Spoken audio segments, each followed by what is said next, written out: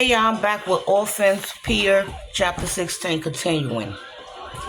A week after Nurse Wallace dropped off Alana, Pia and Edith hurried through the door leading out to the play. Y'all to get some fresh air before supper. The sun was out for the first time in weeks, and they couldn't wait to feel its warmth. Pia followed Edith down the steps and across the lawn towards the river, sidestepping melted snow and piles of slush. The other children walked around the yard, jumping over puddles and running sticks along the fence. Sister Ernestine stood guarded at the door, ready to reprimand anyone who dared get dirty or wet. Pia and Edith headed straight for the far edge of the yard, on unspoken understanding between them that they wanted to get far away from the orphanage and the watery eyes of Sister Ernestine as possible. When they reached the fence, Pia gripped the rails and gazed out over the river, wishing she could climb over to its rocky banks and follow the shore back into the city. The river looked deep and brown and cold, and the smell of muddy water hung in the air, equal parts iron and wet rocks. She took a deep breath, closed her eyes, and turned her face towards the sun. Since Thanksgiving, the weather has been dreadful, with snow or icy rain every day. Sometimes it seems as though the sun will never shine again. Then in the morning, it had finally broken through the clouds. She and Edith had waited all day to get outside, and she intended to soak in its rays for as long as possible. Blue jays screeched in the pines bordering the yard, and a train whistled in the distance. Except for the chill in the breeze, it almost felt like spring. She turned to Edith. If I'm still, she said, then stop. She almost said, if I'm still here this summer, but remember, she hadn't told Edith she'd be leaving. She couldn't count the numbers of times she asked Sister Agnes if Mother Joe had mentioned releasing her, but she hadn't confided in anyone else yet because she didn't want to jinx it. Plus, it seems like Edith had finally warmed up to her, and she didn't want that to change either. If she knew Pia was leaving, Edith might grow distant again.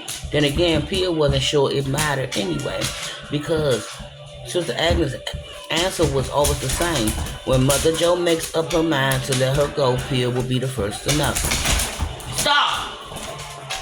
She cleared her throat. Move! Sorry, y'all. She cleared her throat and started again. When it get warmer, she said to Edith, maybe we can bring the babies outside for some fresh air. It would do them good to get out of that stuffy ward. They're only allowed outside on the hottest days, Edith said, because that's when the baby's ward turns into an oven, and you know we can't open the windows.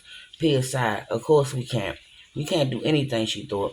Hey, Edith said, who's that sitting on the swing? I never seen him before. Pia turned towards the yard. It was an older boy, maybe age 14 or 15, with his head down, the heels of his shoes streaking the sludge and scraping back into a wet pile over and over again.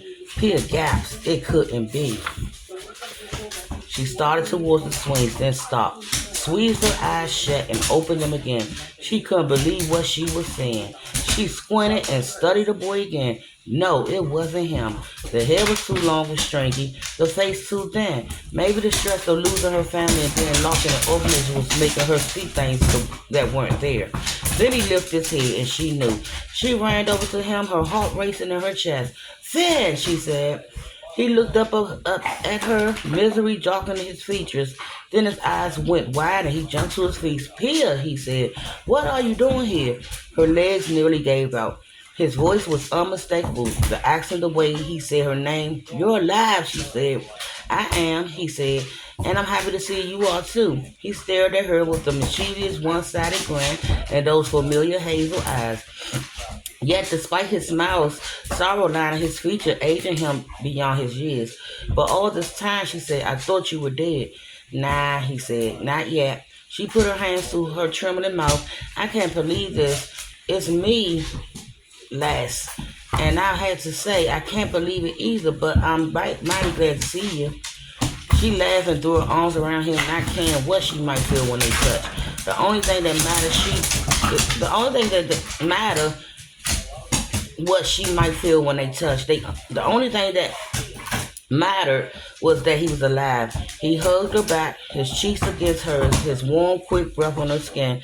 Thankfully, she felt nothing but joy at seeing him alive and a genuine depth of his warmth and affection. No weight on her chest or ache in her bones, no discomfort in her throat or head. His clothes and hair smelled like the city streets, automobiles, fuel, and vegetable stands, wet cobblestones, and electric trolleys. Unlike her, everyone else had stank visits. He hadn't been in the orphanage long enough to observe the cloying odor of old wood and old porch, or the ever-present stench of sorrow and fear. Afraid to find afraid to find she was dreaming, she didn't want to let go. Tears sprang in her eyes. Then she realized Muddy was the last person she hugged, and even though she normally didn't want to be touched, embracing Finn felt like being covered with a warm blanket after months of being cold. She felt like she's been wandering lost and alone for an eternity, and now, finally, someone else was holding her. Then a strange sound like a yip drew their attention towards the orphanage. It was Sister Ernestine, thundering towards them, waving her arms and scolding.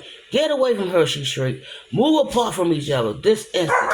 Finn stepped back and put his hands in his pocket, and Pia let go of him, her empty arms aching. When Sister Ernestine reached them, she was out of breath, her withering chin quivering like wet cheese. "What on earth is going on here, Mrs. Lange?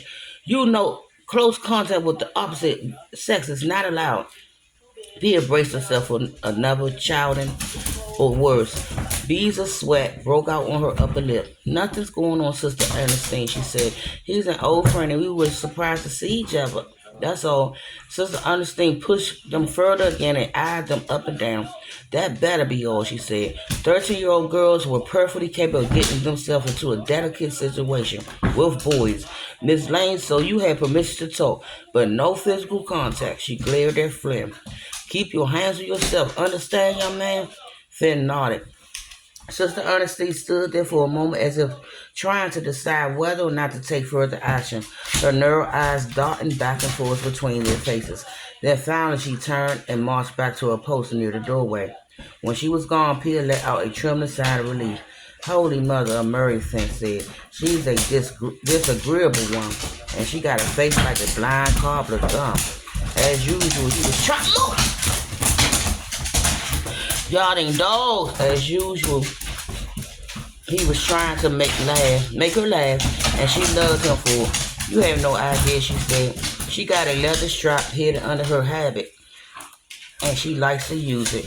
And I'll be back continuing with Pia.